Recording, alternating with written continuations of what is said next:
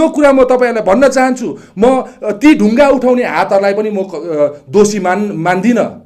कारण यदि सिक्किममा सही रूपले सबैले काम धन्दा पाउनु, सबैले व्यापार बन्दा गर्नु पाउनु, है, भाइबन्दी नेपोटिजम फेभरेटिजम नभएको भए अथवा सरकारको छेउमा हुने पैसावालाहरूले मात्रै काम गर्नु सक्ने स्थिति पैदा नगरिदिएको भए र 100 दिनमा 30,000 जनाले रोजगार पाएको भए आज सायद त्यो भाइ बहिनीहरूले ढुङ्गा उठाउनु पर्ने स्थिति हुन्थेन।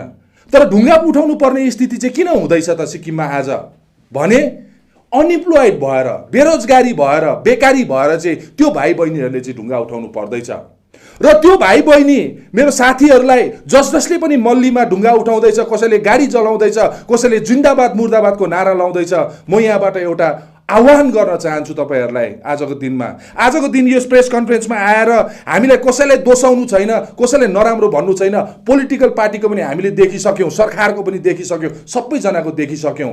तर तपाईहरुले जुन हातले ढुङ्गा उठाउँदैछ त्यो ढुङ्गा उठाउने शक्ति चाहिँ, त्यो ढुङ्गा उठाउने शक्तिलाई नै प्रयोग गरेर चाहिँ सिक्किममा सरकार बनिन्छ, पोलिटिकल पार्टी खोलिन्छ, राजनेता जन्मिन्छ। तर त्यो ढुङ्गा उठाउने हातहरू चाहिँ अहिलेसम्म त्यो ढुङ्गा उठाउने हातहरूको अधिकार सुरक्षित छ। त्यो ढुङ्गा उठाउने हातहरूले हिजो पनि उसको बाउबाजेले पनि ढुङ्गा उठाएर जिन्दाबाद मुर्दाबादको राजनीति, आज तपाईँ पनि त्यही गर्नु हुँदैछ, आज तपाईले पनि त्यही गर्नु हुँदैछ। त्यसकारणले तपाईहरुले आफ्नो शक्ति चिन्नुहोस्। तपाईहरुको त्यो ढुङ्गा उठाउने शक्तिलाई नै प्रयोग गरेर चाहिँ तपाईहरुको भविष्य खाने, तपाईहरुलाई खाली ढुङ्गा उठाउने र राजनीतिक पार्टीको झण्डा बोक्ने मात्रै बनाएको छ।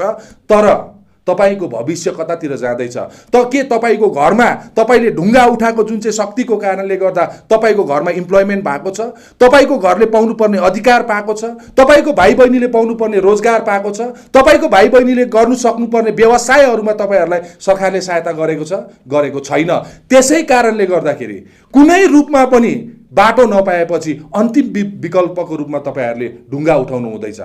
त्यसकारणले म आह्वान गर्न चाहन्छु, त्यो ढुङ्गा उठाउने शक्तिहरू, हातहरू चाहिँ सिक्किम निर्माणको लागि र समाज निर्माणको लागि उठ्नुपर्छ। न कि कुनै व्यक्तिलाई, कुनै पार्टीलाई, है, एउटाले अर्कोलाई दोषाएर एकापट्टि चाहिँ मेसाजो इन्फ्रास्ट्रक्चर जस्तो कम्पनीहरूले मनमानी गरेकै छ, अवैध रूपमा उनीहरूको साम्राज्य बढाएकै छ। हाम्रो सम्पदा, हाम्रो पर्यावरण, हाम्रो सम्पत्ति माथि बल मिचाइ गरेर उहाँहरूले आफ्नो जुन प्रकारको ताण्डव सिक्किमको समाजको अगाडि अथवा सिक्किममा देखाइरहेको छ। तर अर्कोपट्टि चाहिँ हामी त्यो विषयहरूप्रति लड्नुपर्ने, हामी माथि भइरहेको अत्याचारमाथि लड्नुपर्नेमा चाहिँ बहुतै दुःख लाग्दो कुरा चाहिँ के छ भने आज सिक्किमको युवा युवतीहरूले चाहिँ एका अर्कालाई एसडीएफ, एसकेएम, म फल्ना पार्टी, म ढिस्का पार्टी भनेर ढुङ्गा हिर्काउनु पर्दैछ, ढुङ्गा हिर्काउने सिचुएसन डेभलप हुँदैछ। त्यसकारणले गर्दा तपाईहरुले सोच्नुहोस्, आज तपाईहरुले ढुङ्गा उठाउनु हुँदैछ, भोलि तपाईलाई झण्डा उठाउनु लाउँछ, पर्सि आगो लगाउनु लाउँछ, निकुर्सी दंगा फसाद गर्नु लाउँछ। तपाईको भविष्य त्यता पनि बिग्रिन्छ, साथसाथमा तपाईलाई हेरिरहेको सानो भाइ बहिनीहरूको भविष्य पनि बिग्रिन्छ अनि तपाईको आउने जेनेरेसन पनि बिग्रिन्छ। त्यसकारणले गर्दा यहाँ भविष्यको चिन्ता सँगसँगै, भविष्यको चिन्ता सबैलाई छ, तर भविष्यको चिन्ता सँगसँगै आज सिक्किमको वर्तमानलाई पनि हामीले सठिक रूपमा हेर्न सक्नुपर्छ भन्ने आह्वान पनि म आज यसै प्रेस कन्फरेन्सको मार्फत गर्न चाहन्छु। र साथसाथै के भइरहेको छ त सिक्किममा भन्दाखेरि, यो एउटा मेरो हातमा सिक्किम सरकारको आजको सिटिङ सेक्रेटरीले सिक्किमको अवस्था कस्तो छ उहाँले आफ्नो फेसबुक पेज मार्फत अथवा प्रोफाइल मार्फत उहाँले सार्वजनिक गर्नु भएको छ। सिक्किमे समाजले कति मनन चिन्तन गर्दैछ यो कुरापट्टि, तर उहाँले एउटा सत्य कुरा लेख्नु भएको छ। त्यो आज तपाईहरुको माध्यमबाट म यो लेख्न चाहन्छु, तपाईहरुलाई बताउन चाहन्छु। उहाँले लेख्नु भएको छ, Our government departments have become unviable with seen and unseen overheads. Fund for maintenance of our utilities are grossly insufficient. Even when there is some resources available, the vested interest siphon of the lion's share, leaving the project or program unviable. Hence, the erratic power and water supply, bad roads, schools without teachers, college without infrastructure, non-existent public transport unreliable healthcare, etc., etc. With rising debt and revenue expenditure, अथवा जुन प्रकारले ऋण बढ्दैछ र revenue expenditure भने दुई प्रकारको expenditure हुन्छ। एउटा क्यापिटल एक्सपेन्डिचर जसले चाहिँ भोलिको दिनमा त्यसले फाइदा उठाउन सक्ने अथवा ब्याक आउन सक्ने इन्भेस्टमेन्ट फर्किने, सरकारले जुन जुन इन्भेस्टमेन्ट गर्छ त्यो चाहिँ क्यापिटल इन्भेस्टमेन्ट हो। रेभिन्यू एक्सपेन्डिचर भनेको चाहिँ नोकरी दिने, स्यालेरी दिने, गाडीमा तेल हालिदिने अथवा स्टेसनरिजहरू किन्ने, सरकार चल्दाखेरि जुन चाहिँ खर्च हुन्छ त्यसलाई चाहिँ रेभिन्यू एक्सपेन्डिचर भन्छ। के भन्दैछ नि, विथ राइजिङ डेप्ट and revenue expenditure and no proportionate increase in the revenue, the state finance are becoming अनम्यानेजेबल।